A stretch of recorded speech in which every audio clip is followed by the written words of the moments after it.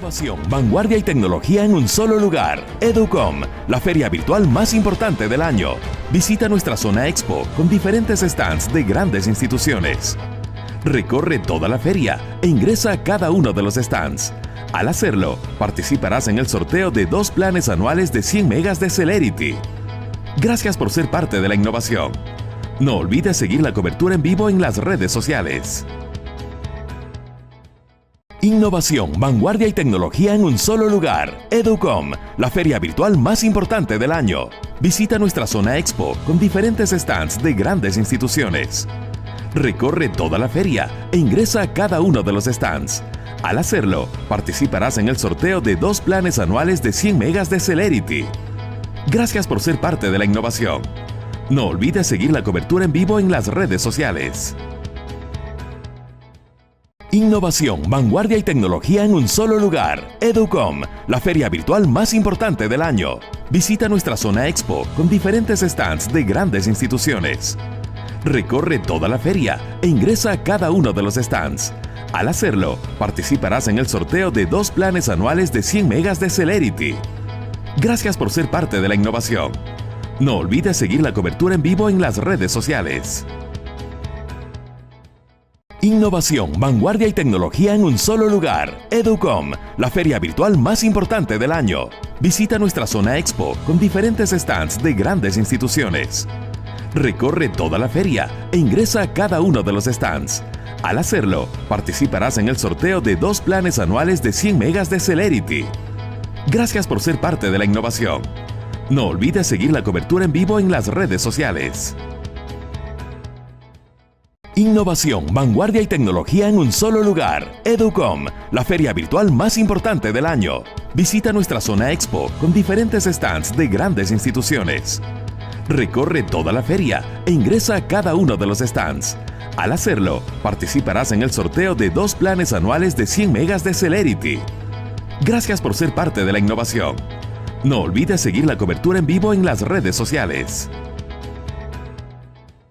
Innovación, vanguardia y tecnología en un solo lugar. EduCom, la feria virtual más importante del año. Visita nuestra zona Expo con diferentes stands de grandes instituciones.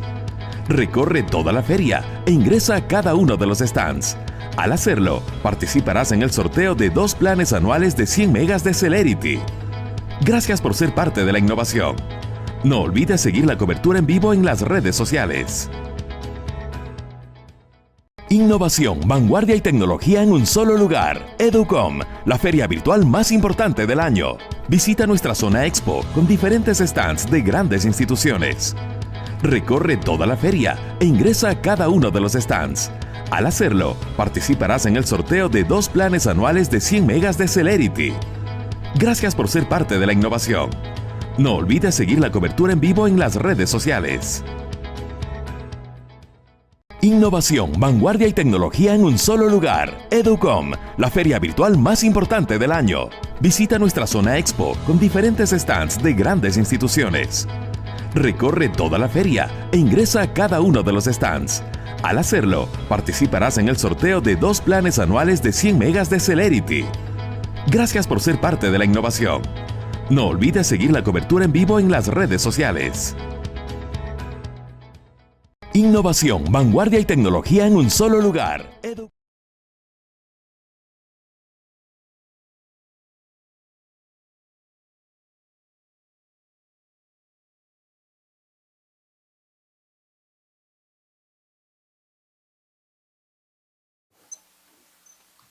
Buenas tardes, mucho gusto, mi nombre es Josué.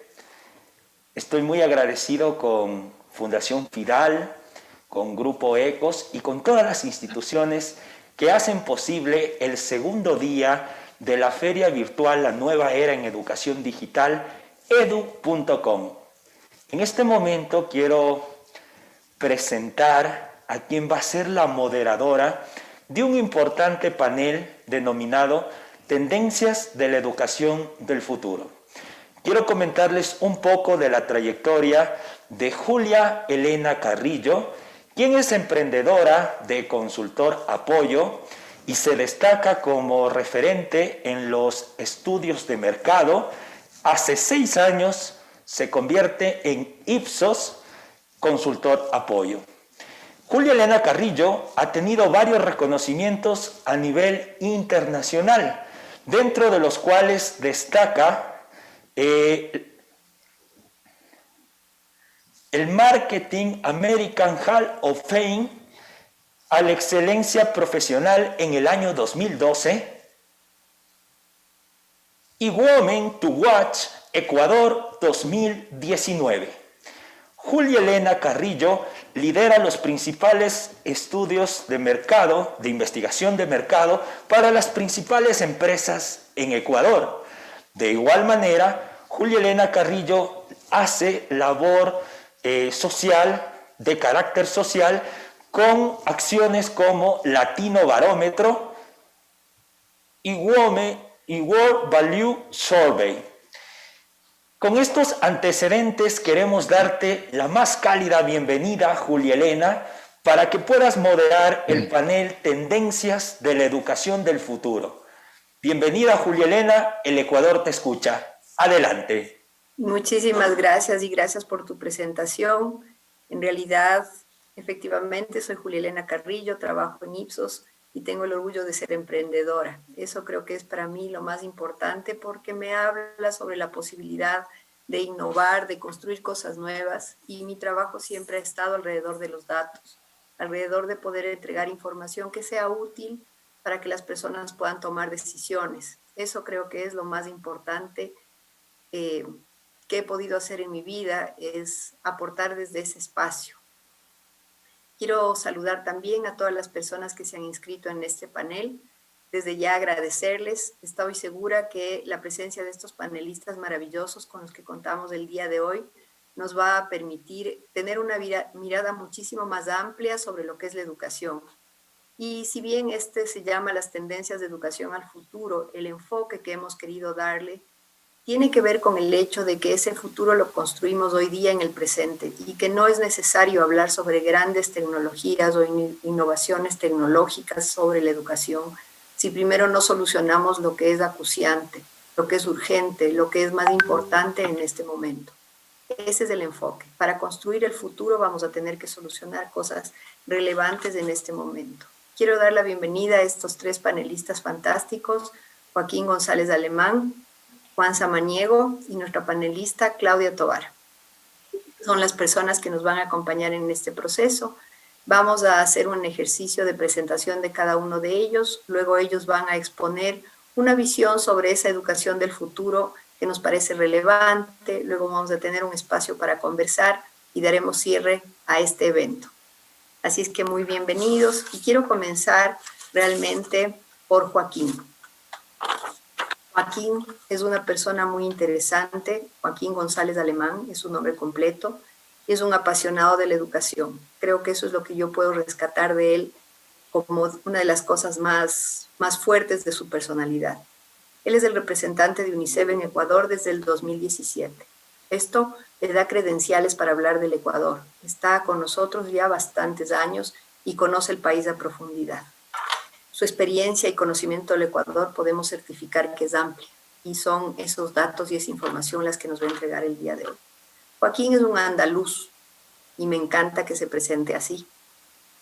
Ha viajado por todo el mundo, ha vivido en la India, por ejemplo, pero ha hecho un ejercicio siempre interesante vinculado a promover políticas sociales que impulsen la educación. Por eso puedo decir con certeza que es un apasionado de la educación. Y esto lo ha hecho en diversos lugares del planeta, lo que le da una visión integradora, una visión cosmopolita a la situación y al entendimiento de la problemática. Tendremos la oportunidad de escucharle el día de hoy en un tema que es crucial. Un tema que es crucial porque nos invita a reflexionar, nos invita a cuestionar las cosas. En realidad, siempre hemos estado hablando sobre lo que cuesta la educación y por qué es importante que los gobiernos inviertan dinero y pongan en sus presupuestos la educación. Pero lo que él nos va a invitar a entender el día de hoy y a cuestionarnos es no solamente porque es importante la educación, sino cuánto cuesta no educar. Y eso es más importante todavía, porque si no educamos, el costo económico y social es tremendo.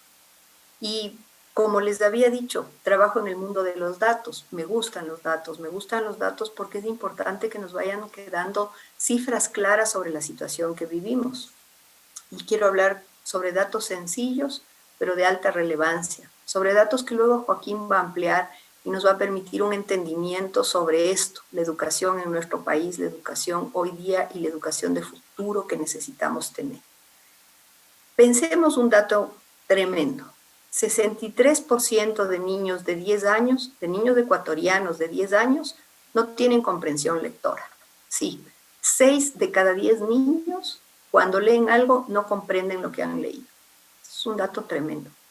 Es un dato tremendo que nos debe conmover. Pero no nos quedemos solo en eso. Pensemos que somos el segundo país de la región con la mayor tasa de embarazo adolescente. Niñas teniendo bebés. ¿Cómo es posible que lo permitamos? Niñas teniendo bebés. Es un dato brutal, somos el segundo país en la región. Y otra tercera, el 27% de nuestros niños de menos de 2 años, los más chiquitos, los de menos de 2 años, tienen desnutrición crónica infantil. Son 3 cifras tremendas de la situación del día de hoy. Pero esas 3 cifras, lo duro que tienen es que están vinculadas a la educación, o a la falta de educación, o al no haber invertido en educación de manera correcta. Imagínense ustedes el impacto que eso tiene en la economía. Todas estas cifras son referentes de lo que hoy día debemos entender y cómo debemos cambiar nuestro sed de pensamiento sobre el proceso educativo. Sin más, les dejo con Joaquín y su visión clara sobre por qué para tener un futuro tenemos que invertir en educación en el presente.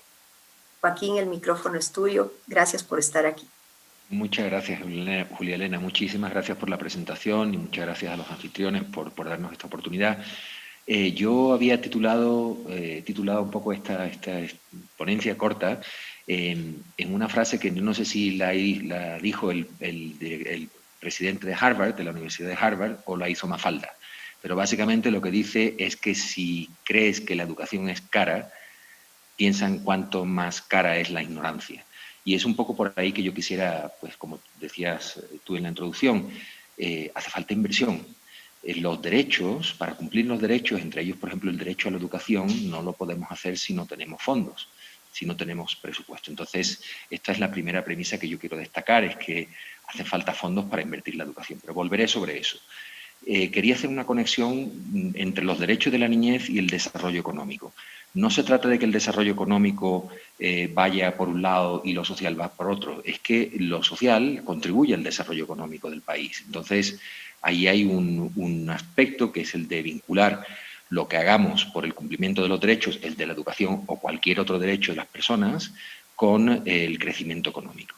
Tenemos también un componente que hay que pensar de intergeneracionalidad, y es que lo que hagamos ahora tiene consecuencias ahora, pero tiene consecuencias también a medio y largo plazo. Quiere decirse que lo que nosotros invirtamos o dejemos de invertir en la niñez ahora, lo vamos a ver dentro de 15 años o de 20 años, cuando haya pasado una generación. Es por eso la urgencia de invertir ahora, porque invirtiendo ahora nos podemos ahorrar plata más tarde.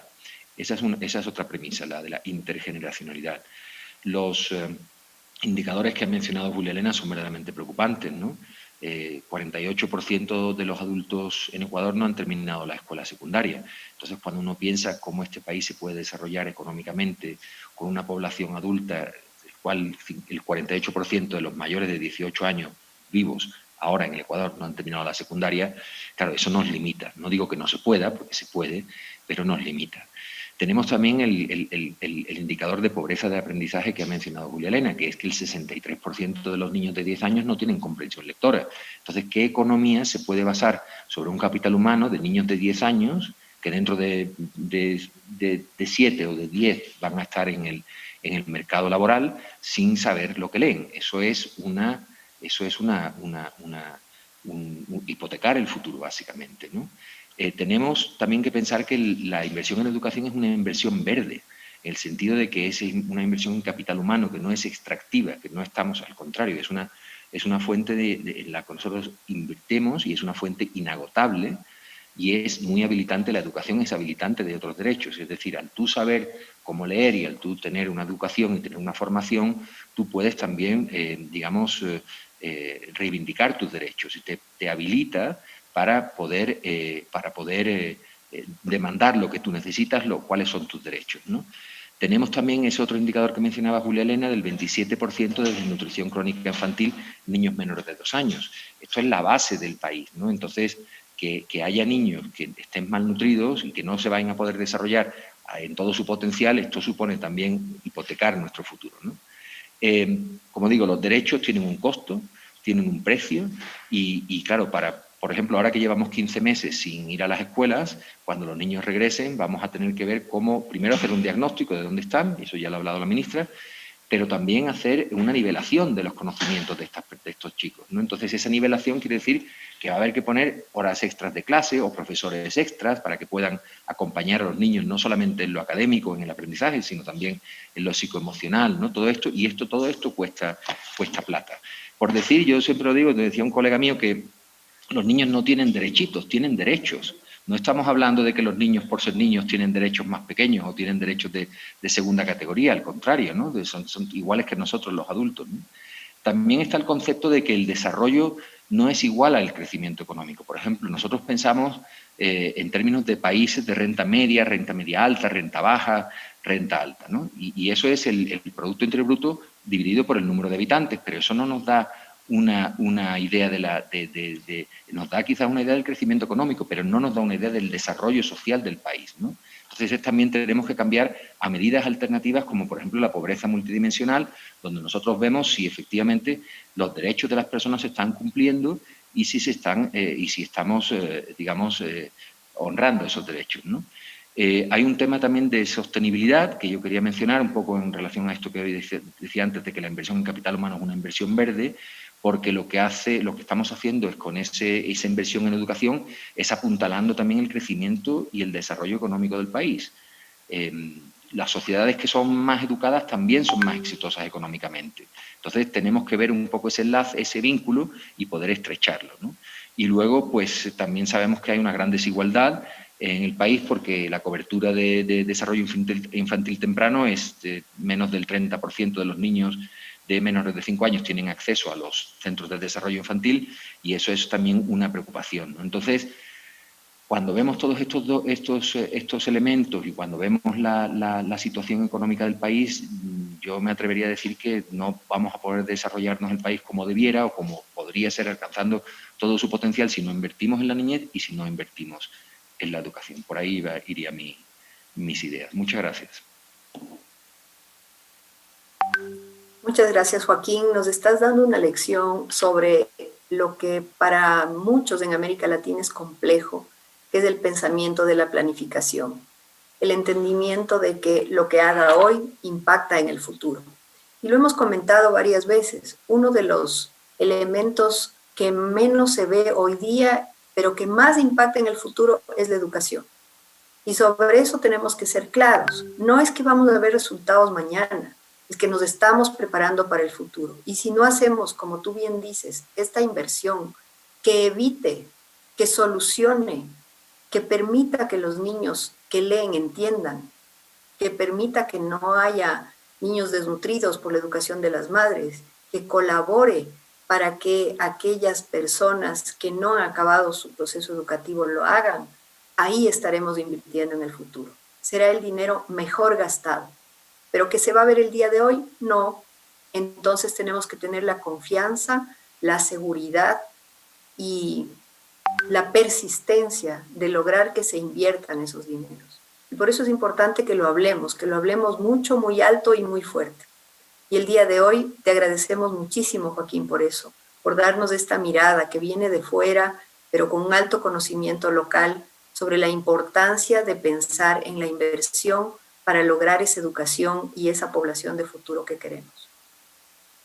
Quisiera ahora presentar a Juan Samaniego. Juan Samaniego es también un apasionado de la educación.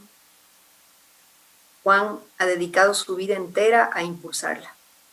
Ha sido docente de adolescentes, ha sido docente de universitarios, ha sido docente de maestros, le encanta enseñar. y lo hace con pasión, y lo hace desde una perspectiva maravillosa. Le he visto varias veces, y por eso lo comento, de contar historias. Juan cuenta muy bien historias, y creo que esa es una forma hermosa de enseñar, porque entra el aprendizaje desde el alma.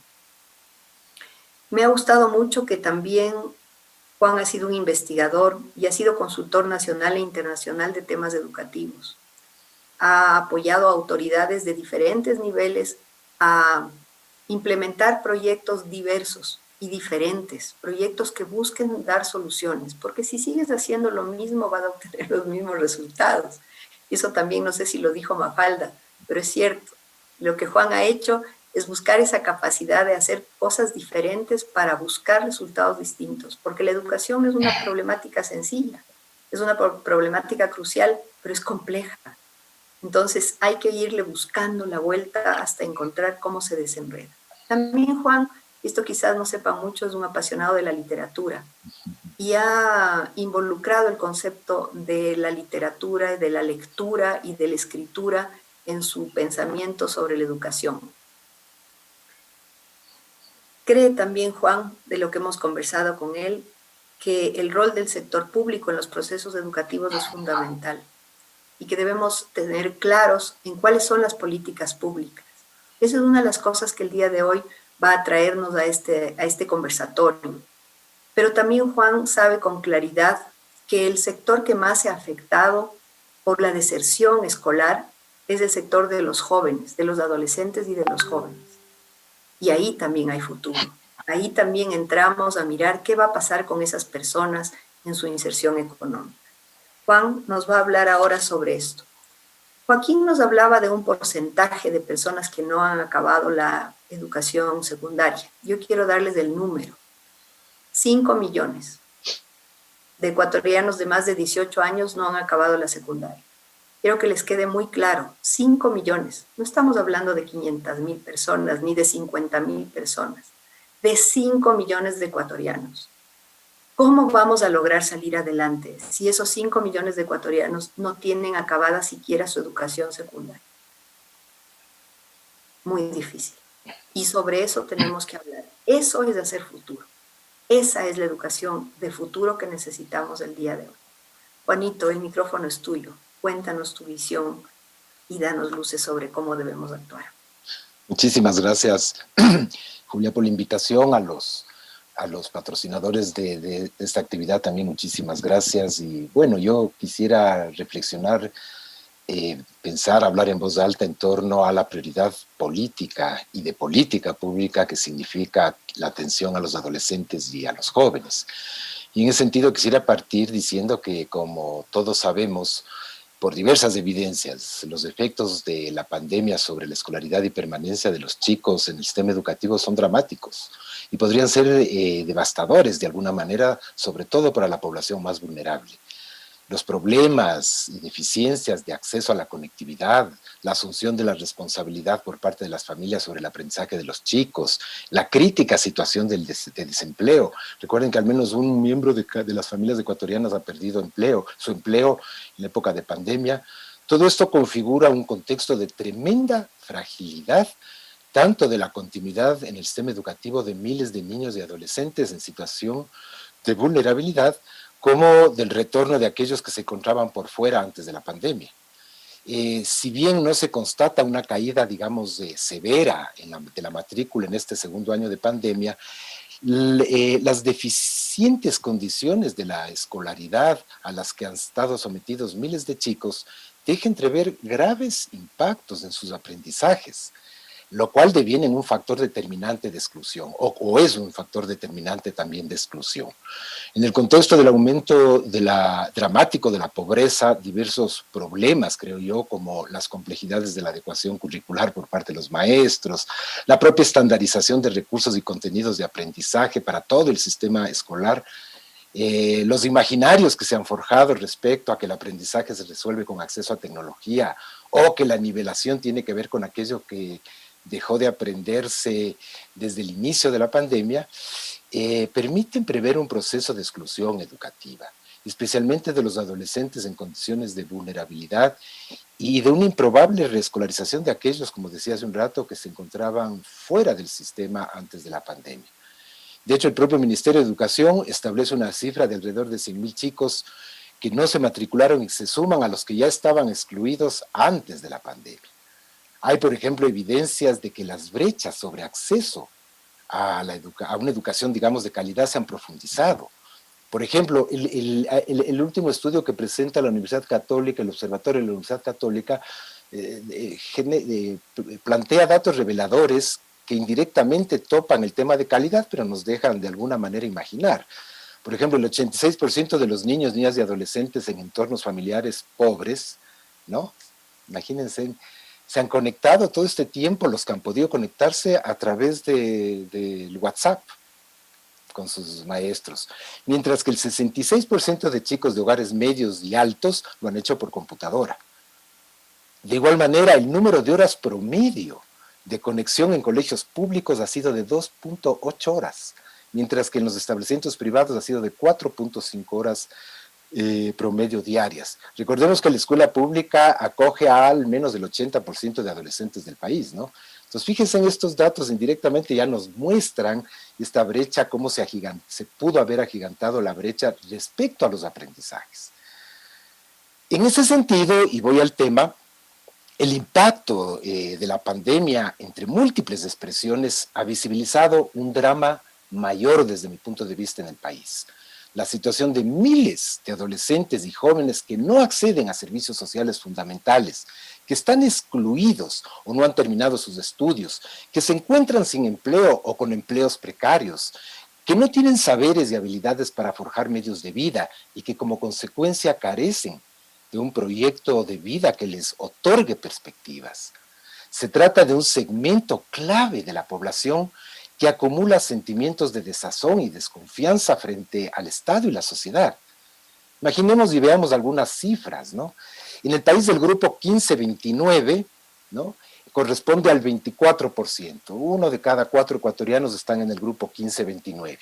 Corresponden más o menos a 4.2 millones de personas. Si a este gran grupo lo subdividimos, el de 15-17 corresponde a 1 millón de chicos. De ellos, 150.000 estaban en rezago antes del inicio de la pandemia, y la mayoría de ellos ya estaban excluidas del sistema. Y en el grupo 18-29, que correspondería a 3.2 millones de personas, como lo planteaba Joaquín, la mitad de ellos tienen escolaridad inconclusa. Y de la mitad de ellos que tienen escolaridad inconclusa, la mitad ni siquiera han completado la básica. No es que les falta unos ditas más y completar el bachillerato, no, ni siquiera la básica. De ese grupo de 3.2 millones de chicos 18-29 años, 1 de cada 3 está en condiciones de pobreza, es decir, pertenecen o son jefes de familia con ingresos mensuales promedio $320 para sobrevivir 4 miembros. La mayor proporción de los chicos en esta condición están en zonas rurales. 2 de cada 3 jóvenes indígenas son pobres en el país, en este rango. Y la inmensa mayoría son parte de hogares donde al menos una persona, como dije al principio, perdió el trabajo a partir de la pandemia, ¿no? Frente a todo esto, me parece, y caben muchas reflexiones. Una de ellas es justamente el desafío de dotar de futuro a esos miles de adolescentes y jóvenes que se encuentran en las condiciones descritas. Pensar en la educación del futuro, tú también ya lo decías muy bien, Julia, implica, por tanto, generar respuestas concretas hoy, urgentes, frente a la situación de los adolescentes y jóvenes en condición de no escolaridad, de desempleo, de desazón, de angustia, con expresiones de violencia inclusive y de desconfianza frente al sistema. A partir de eso, 5 elementos a modo de pistas, ¿no?, de por dónde ir que quisiera proponer, ¿no? El primero se refiere a la necesidad de colocar la garantía de la escolaridad de todos los adolescentes como un desafío nacional. Si lográramos eso, que todo chico entre 15 y 17 esté estudiando, daríamos un paso fenomenal. Lo que pasa es que se invisibilizan, no los vemos. Entonces nos vuelve natural ver un chico de 15, 16, 17 años en la calle vendiendo aguas. en hora de clases, digamos, ¿no es cierto? Entonces, se trata de colocar este tema como un desafío nacional, única manera de reducir estructuralmente las altas tasas de escolaridad inconclusa de los jóvenes de 18 años y más. Recuerden que en el país más de 1 millón de jóvenes entre 18 y 29, decía hace un momento, no concluyeron el bachillerato, y esto se alimenta por los adolescentes que se salen, y se va alimentando, es algo así como un grifo abierto, ¿no es cierto? He ahí la importancia. Pero esto implica que el país, ¿no es cierto?, que la política pública genere alternativas educativas adecuadas para reescolarizar a los adolescentes, atender el rezago educativo, promover en los jóvenes la terminación del bachillerato a través de ofertas que se implementen en los territorios, cerca de la gente. No educación mala para los pobres, ¿no es cierto? Eso es lo mejor que podamos hacer. De igual manera será fundamental, por ejemplo, generar alternativas no formales de educación y recreación para reducir o eliminar horas de trabajo infantil de niños y niñas que están en el sistema escolar y que igualmente siguen trabajando. Y eso los va sacando de su escolaridad, ¿no? La causa fundamental, ¿no es cierto?, o una manera de combatir el trabajo infantil clave y sustancial, probado en todo lado, es escolarizar a los chicos, ¿no? Un segundo aspecto se refiere fundamentalmente a un tema que es por demás complejo pero sustancial. Las respuestas que se promuevan frente a esta problemática de adolescentes y jóvenes requieren tener una lógica intersectorial, pues la problemática descrita es multidimensional. Es fundamental, por tanto, forjar, digamos, respuestas adecuadas y focalizadas de educación, empleo, capacitación, protección familiar, recreación, entre otras, ¿no?, dirigidas a adolescentes y jóvenes. En definitiva, una respuesta integral es lo que esperan los chicos de la sociedad. Más que cuestionarnos sobre los límites que ha tenido la acción pública frente a la intersectorialidad, es clave comprender que esa es la alternativa, porque la problemática es multidimensional. Un tercer aspecto se refiere a la importancia de invertir en los jóvenes que seguramente, ya de alguna también lo mencionó Joaquín, que seguramente son los padres y madres de los niños que actualmente conforman el grupo 0-5 años. Y recuerden que 1 de cada 2 chicos del grupo 0-5 pertenecen a familias pobres. Invertir en los jóvenes retribuye a mejorar, a promover mejores condiciones de crianza de los niños y las niñas.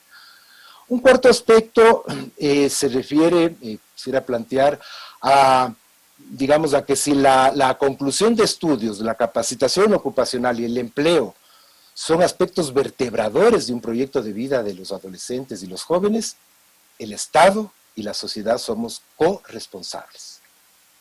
Temas, por ejemplo, como el empleo juvenil, la protección del trabajo adolescente, la capacitación ocupacional, el fomento de la importancia de la educación, convocan a la empresa privada y a su activa participación.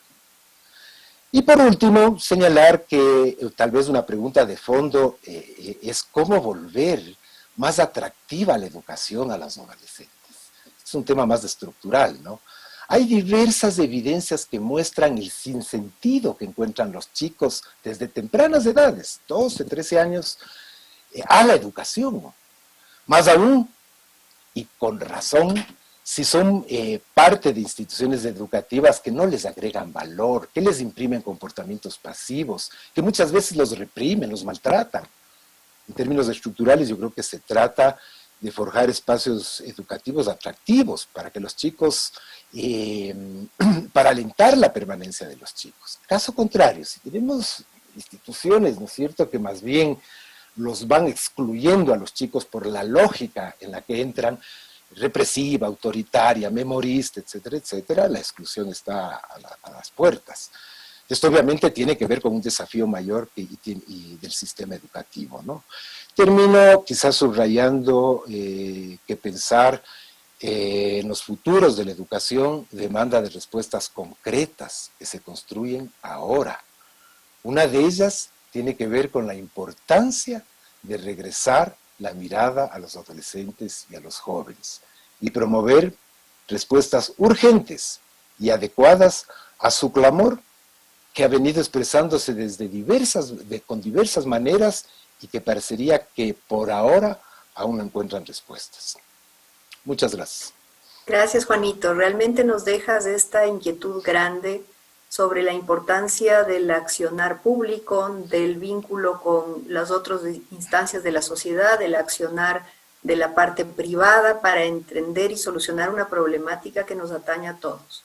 No solamente tenemos que lograr que nuestros adolescentes acaben su educación secundaria, digamos así, sino que tenemos también que lograr que aquellos que no han logrado quedarse en el colegio o en la escuela logren reinsertarse en ese proceso. Pero también tenemos que lograr que esos procesos educativos sean suficientemente atractivos como para que estos jóvenes, más allá de la problemática social que tienen, que les obliga a salir de la escolaridad, también deseen estar en ella.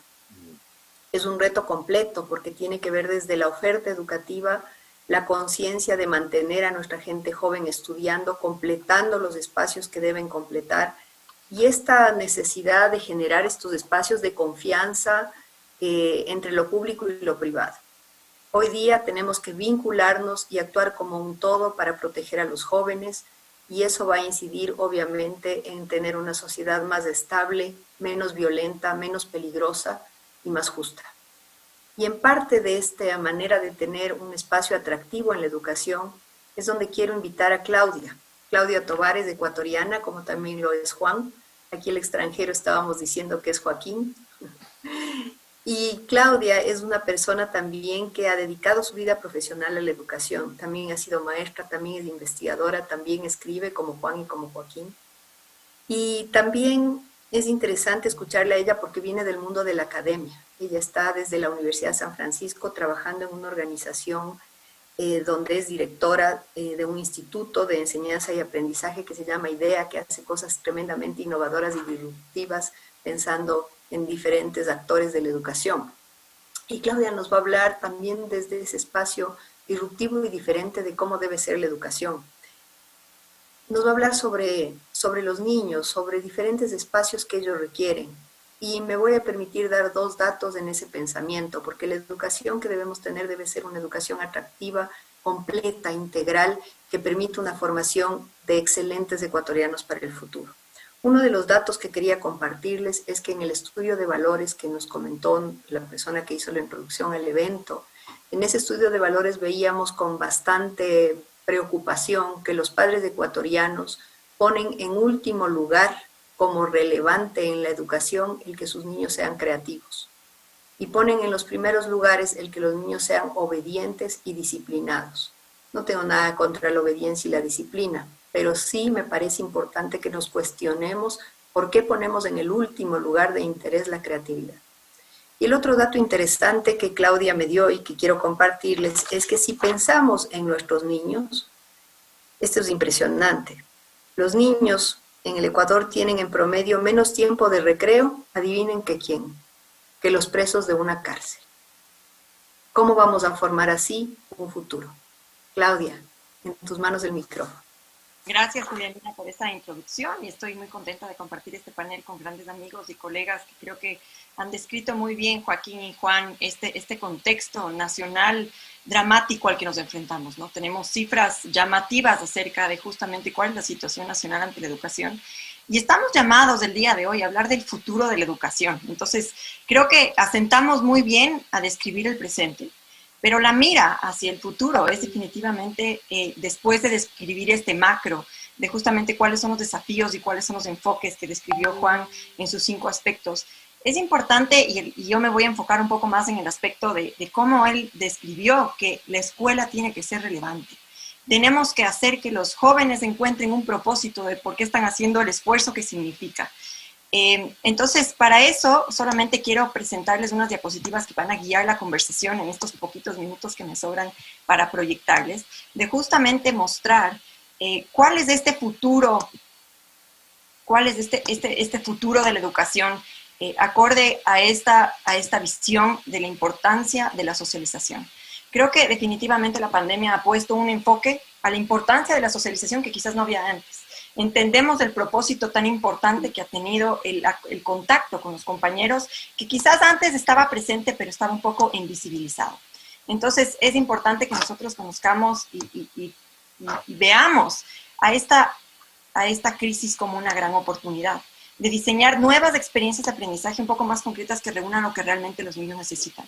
Hay una frase que a mí me fascina que dice, no es que realmente no sepamos qué hacer, es que no hacemos lo que sabemos. Y eso a mí me preocupa tremendamente porque nos reunimos panel tras panel, expertos, se crean políticas públicas alrededor de la educación, pero realmente no ponemos en práctica lo que realmente sabemos. ¿Y qué es lo que sabemos? Es que realmente el juego y oportunidades de socialización tienen un impacto significativo, no solamente en el desarrollo cerebral de los niños, y varios estudios corroboran esto, sino que realmente incluso tienen en el desempeño académico, en la probabilidad de deserción escolar. Entonces, si vemos desde la perspectiva económica que nos presentó Joaquín, de que lo costoso que es la ignorancia, podemos pensar en políticas que son de bajo costo, como solamente incrementar el número de minutos de recreo que pueden tener los niños al día. Algo tan sencillo como eso, no saben el impacto que puede tener. Entonces, aquí solamente un post que recogí que me llamó mucho la atención, que dice, lo que aprendí en el colegio y lo que me hubiera gustado aprender. Me hubiese gustado quizás tener más técnicas de estudio, de oratoria, de mindfulness, de liderazgo, y qué poco tiempo nosotros dedicamos en las escuelas a realmente pensar en eso. Solamente esto como reflexión. Si el e-commerce aceleró 5 años su crecimiento en un año de pandemia, ¿cuánto acelerará la educación? O también quizás la pregunta es, ¿cuánto nos atrasamos en educación? Creo que podemos verlo desde varias aristas, ¿no? Si vemos desde la cantidad de deserción escolar que provocó la pandemia, hay un retroceso, pero quizás la capacidad de pensar en la conexión que podemos hacer con los estudiantes nos pueda adelantar a diseñar mejores experiencias de aprendizaje. Hace meses lideré esta campaña de Liberen a los Niños y creo que Joaquín ha sido un gran aliado en justamente ser vocero de la importancia de reabrir las escuelas. Pero yo creo que la connotación del hashtag Liberen a los Niños debería ser también liberen a los niños a tener más tiempo de recreación y el impacto que eso tiene para su futuro. Aquí solamente les quiero preguntar, ¿qué país en promedio tiene la menor cantidad de recreo en el mundo?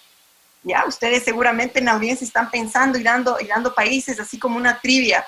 Y realmente los que están mencionando que es de Estados Unidos están en lo correcto. Estados Unidos, en primaria, los niños en promedio reciben solamente 27 minutos al día.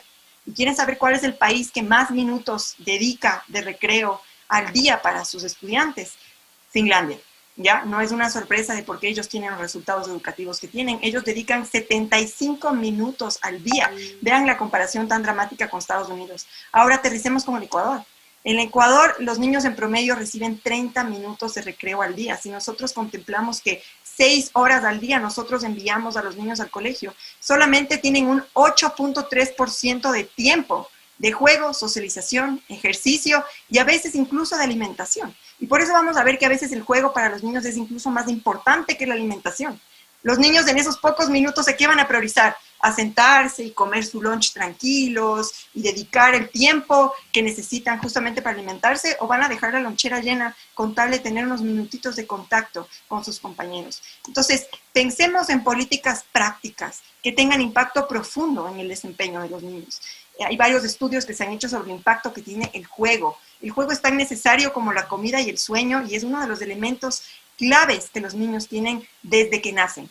Hay reportes que desde el mes de nacido el niño empieza a interactuar de su forma de aprendizaje como es el juego. Las Naciones Unidas reconoce como derecho fundamental el juego para que nosotros tengamos en cuenta la magnitud de la importancia de esto. Entonces, ¿por qué estamos hablando en un panel del futuro de la educación acerca de algo tan fundamental como el juego? Puede parecer un poco incluso superficial. Y es porque yo sueño con volver a una escuela en donde tenga propósito, en donde nosotros hagamos las nuevas reglas del juego que tengan validez para los niños. Como dijo Juan, que tengan propósito para los adolescentes y niños, en donde si queremos despertar la curiosidad y la imaginación, tenemos que crear política pública que vaya en relación a fomentar eso. Y no como nos mencionó Julia Elena, la obediencia y la disciplina, que quizás son valores importantes, pero quizás no los fundamentales para crear emprendedores, para crear seres libres. Es importante que nosotros seamos coherentes. Entonces, la expresión más natural que tiene el cerebro es el juego. Entonces, si hablamos de inversión, de medidas específicas de acción, de cómo nosotros queremos forjar el futuro y de políticas con impacto, definitivamente nosotros tenemos que apostarle al juego como mecanismo de mejoramiento y forjar un futuro ideal para la educación de nuestros niños. La carencia en la pandemia de espacios sociales, emocionales, físicos. Si vemos todas estas carencias, no volvamos a un sistema en donde casi más del 83% del tiempo pasan callados, sin conversar con sus compañeros y aislados, cuando sabemos y reconocemos que es todo lo contrario que necesitan. Aquí solamente para darle eco a las palabras de Julia Elena de lo que qué piensan los ecuatorianos acerca de los valores. Esta encuesta proyecta justamente que los padres principalmente queremos forjar en nuestros hijos responsabilidad, tolerancia, obediencia, y al último en las últimas instancias está la imaginación y la creatividad, cuando se ha demostrado que son destrezas básicas justamente para ser seres libres, y es lo que tanto queremos de nuestras sociedades democráticas. Entonces, si queremos reconstruir las escuelas del futuro, sí, podemos enfocarnos en tecnología como lo que todo el mundo habla, ¿no? Y sobre todo en esta época tecnológica y virtual. Sí, la tecnología va a tener un rol, pero fundamentalmente tenemos que enfocarnos en lo que tiene un impacto, y se ha investigado cosas, y además esta política tiene un bajo recurso económico de aplicación. No necesitamos invertir mucho para tomar una política que tanto impacto tiene en el desempeño de los chicos. Entonces, creo que es importante reconocer lo que sí podemos hacer y lo que está en nuestro alcance, y más bien mirar a políticas públicas internacionales que han tenido efectos, y no pensar que por más matemática que les demos a los chicos, no por la mera exposición ellos van a aprender. Ellos tienen otras necesidades y carencias que la pandemia solamente las ha puesto en evidencia, y es responsabilidad de nosotros, los adultos alrededor, que tomemos las mejores decisiones para hacer de esta escuela atractiva. Para mí el futuro de la educación tiene muchísimo juego y muchísima priorización a la infancia. Muchísimas gracias, Claudia. Nos deja un mensaje tremendo esta conversación que hemos tenido el día de hoy. La educación es un factor habilitante para entrar al manejo de la economía de las personas y por lo tanto sostener a las sociedades. Debemos cerrar el grifo de la deserción escolar, debemos ponernos como reto que nuestros jóvenes acaben su escolarización como corresponde, debemos integrarnos sociedad civil, empresa pública, empresa privada, para ir a por la educación, entendiendo que lo que hagamos hoy apenas se va a ver en los próximos años. Y debemos tener un sistema educativo que incorpore no solamente lo tecnológico y los contenidos, sino también esta parte esencial de los humanos, la capacidad de socializar, la capacidad de estar entre nosotros, la capacidad de divertirnos y de ser creativos. Esa es la educación del futuro. Esos son los retos que tenemos como personas y como sociedades para lograr un país estable, un país que se enorgullezca de ser ecuatoriano, porque logra acortar las brechas y porque logra generar oportunidades para todos. Quiero agradecerles muchísimo, han sido muy inspiradores. Gracias por haber compartido este espacio.